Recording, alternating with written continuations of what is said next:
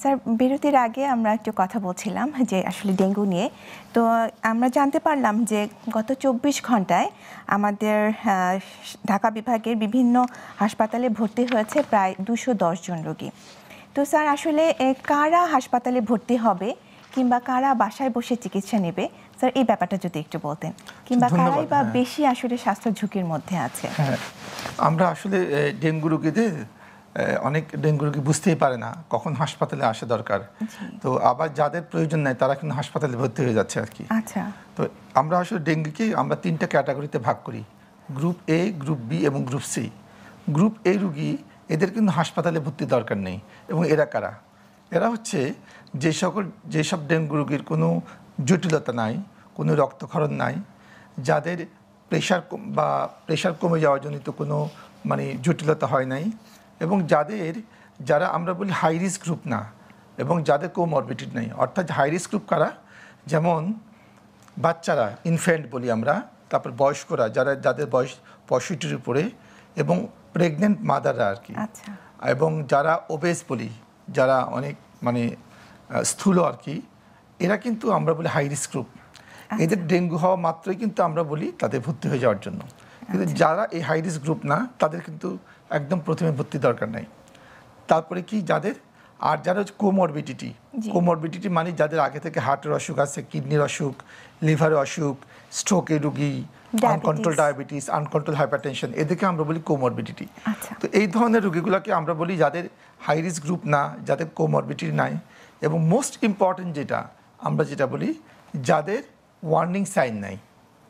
Warning সাইনটা আমরা বোঝাচ্ছি যে যাদের ওয়ার্নিং সাইন নাই, এরা হচ্ছে গ্রুপ এ। এবং এদেরকে আমরা বলি আপনারা বাসায় চিকিৎসা নেবেন। বাসায় আমরা তাদেরকে দুই ধরনের চিকিৎসাপত্র দেই। একটা হচ্ছে বাসায় কী কী নিয়মকানুন মানবে, আর একটা বাসায় থাকাকালীন সাবধানতা। এই দুই ধরনের কার্ড দিই আমরা বলি যে হোম ওয়ার্নিং কার্ড আর হোম ট্রিটমেন্ট কার্ড।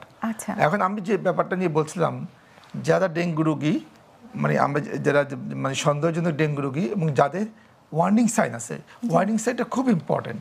কারণ একটা পেশেন্ট যখন ওয়ার্নিং সাইন নিয়ে আপনার কাছে আসবে, আমার ডক্টরের কাছে আসে, বা তার মধ্যে যখন এই ওয়ার্নিং সাইনের লক্ষণগুলো প্রকাশ পাবে, আমার ধরে নিই এই রোগীগুলো কিন্তু জটিল পর্যায়ে চলে গেছে, অথবা কয়েক ঘন্টার মধ্যে জটিল স্টেজে চলে যাবে, যেটাকে আমরা বলি ক্রিটিক্যাল স্টেজে চলে যাওয়া। আসলে খুবই ইম্পর্টেন্ট। হ্যাঁ, ওয়ার্নিং সাইনগুলো আমরা যেভাবে আমরা যারা আমাদের কাছে রোগী যখন আসে, জ্বরের রোগীগুলো আমরা কিভাবে বের করি। এক নম্বর আমরা জিজ্ঞেস করি যে রোগীর পেটে ব্যথা আছে কিনা।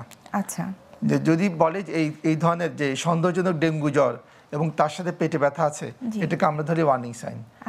এবং যদি রোগী নাও বলে, তারপর আমরা বুকের পাঁজরের নিচের দিকে চাপ দিয়ে দেখি কোনো ব্যথা করে কিনা। যদি করে, এটা ওয়ার্নিং সাইন।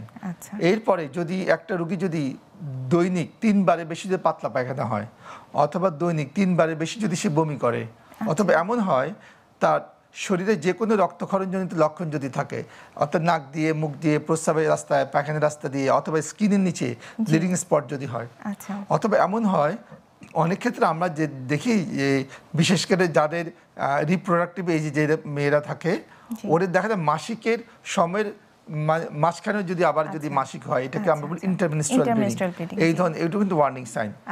এছাড়াও আছে দাঁতের গোড়া দিয়ে কি ব্লিডিং হতে পারে? হ্যাঁ, যে কোনো রক্তক্ষরণ যদি থাকে, এটাকে আমরা বলি ওয়ার্নিং সাইন। আর হচ্ছে যে শরীর যদি অস্বাভাবিক ঠান্ডা হয়ে যায়, রোগী অনেক সময় বুঝতে পারে না, আমরা যদি গায়ে হাত দেই দেখি অস্বাভাবিক ঠান্ডা এবং স্বেচ্ছাতে ঠান্ডা, এটাও কিন্তু ওয়ার্নিং সাইন। প্রস্রাবের পরিমাণ যদি কমে যায়,